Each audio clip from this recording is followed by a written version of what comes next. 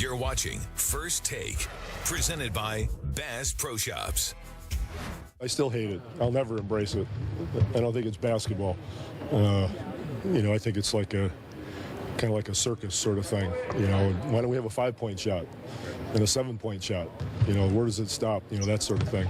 But that's just me. That's just old school. But to a certain degree, you better embrace it. You're going to lose. And every time we've won a championship, 3-point shot was a big part of it because it is so powerful, and you got to be able to do it. And, nobody does it better than Golden State, and you know where they're at. So it's important. Can't ignore it. Pop, keeping it real, as always. It's a circus, so Coach Pop can stand the 3-point shot, a.k.a. Golden State's go-to weapon. The Spurs play the Warriors on January 25th. Skip, are you surprised by these comments? Stephen A., this for me, when I first heard it, was a what? What? He said that? To me, after I calmed back down, I decided this has to be Pop being the classic curmudgeon that he tends to be. He refuses to embrace the 3-point shot at the moment because they stink from 3. My man, our man, Danny Green, is in a career worst slump right now. He's shooting 29% from 3. 7 points a game. 7. Okay, that'll change. I'm with you, Danny. You got to snap out of it. He'll be fine. His team last night made 7 out of 26 threes and blew a game at Toronto. I thought they should have won, but that's just me.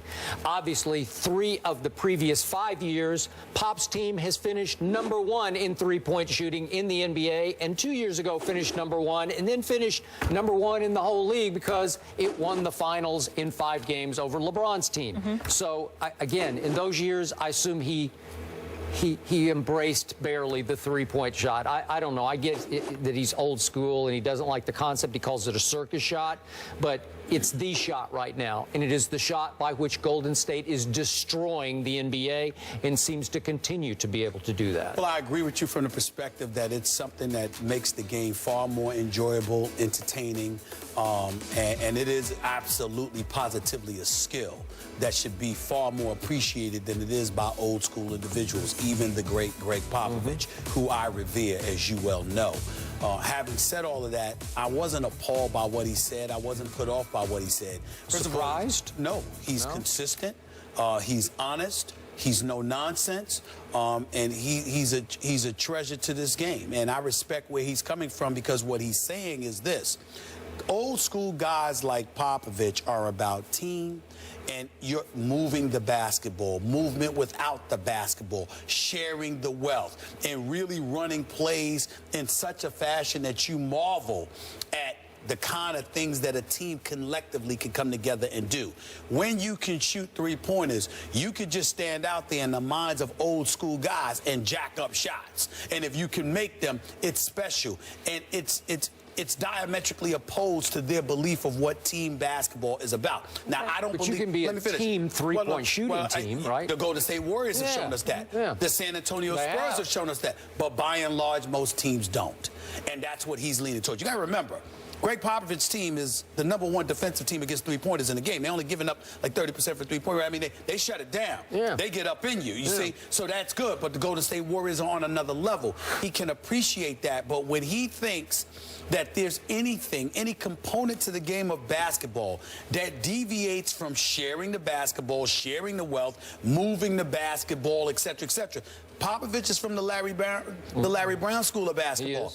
These are the kind of things you got to remember. Larry Brown, they took it to another level because they're coaches. But as a media member, I literally had the great Larry Brown after John Chaney. I had the great Larry Brown who would literally sit me in the office, for Philadelphia, when he was coaching the Philadelphia 76ers, and literally show me plays that were being diagrammed and what they wanted. His assistant, Randy Ayers, who would do the same thing for me. This is what they do. The 3-point shot is a part of it, but they wish that it wasn't. The old school guys I'm talking about always wish that it wasn't because they want movement without the basketball and movement of the ball and balance. And the 3-point shot takes away from that. We love it. But that's how they feel. I don't know. I would like to see a 4-point shot, and I'm old school. You want the circus? It is. It needs to stop where it is. If there were a 4-point shot, they could retire the MVP trophy because Steph Curry would win it every year. No question. Exactly. You don't want that. All right, up next, we switch back to the NFL. It's Adrian Peterson and the Vikings in the desert tonight. A lot on the line. Minnesota, Arizona. We'll break that down when we come back.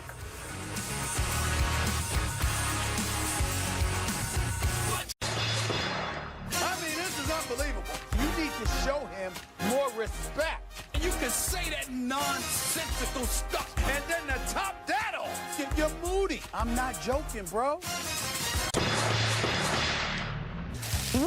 This is a witch hunt. I'm sick to death, dead wrong. The odds are in your favor. No, you don't. High and dry. It's unbelievable. Tell me you can't close that deal. I won the fight. First Take is presented by Bass Pro Shops. Time passes, hold on to Christmas. And in part by T-Mobile. Switch to the Data Strong Network. And Wendy's. Tune into Wendy's High School Heisman on December 13th at 5 p.m. Eastern on ESPN2.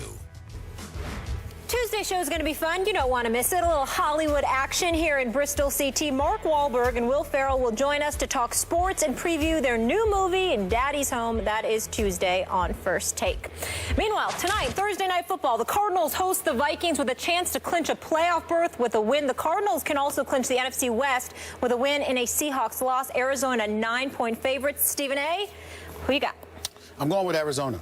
First of all, I'm not enamored with Minnesota's passing game, but I want to take a moment to throw Carson Palmer into the MVP conversation. Sure. You got number one offense in terms of points, 31.8, number one passing attack with 409, number one in passing, yards and 419, third in the passing attack at 299. Carson Palmer has been absolutely phenomenal as the starting quarterback for the Arizona Cardinals. You know, So, I'm picking Arizona to win tonight. Okay. So I'm doing about 31-20.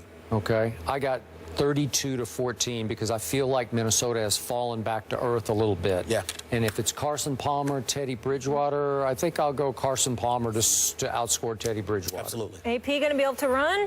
We'll see. Well, you know, they might get a 7 last week. They might get 7 points in garbage time, 13 points the rest of the way. All right. Great show today, guys. We covered a lot of base there. Thanks so much for joining us. We'll see you guys tomorrow. Have a great day. Yep. I mean, this is unbelievable. You need to show him more respect.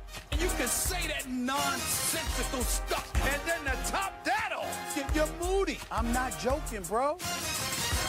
LeSean, why didn't you take Chip's phone calls? He said he... Man, listen, like, I'm not talking to Chip. You know, we got nothing to talk about. He can't call me. He can't shake my hand.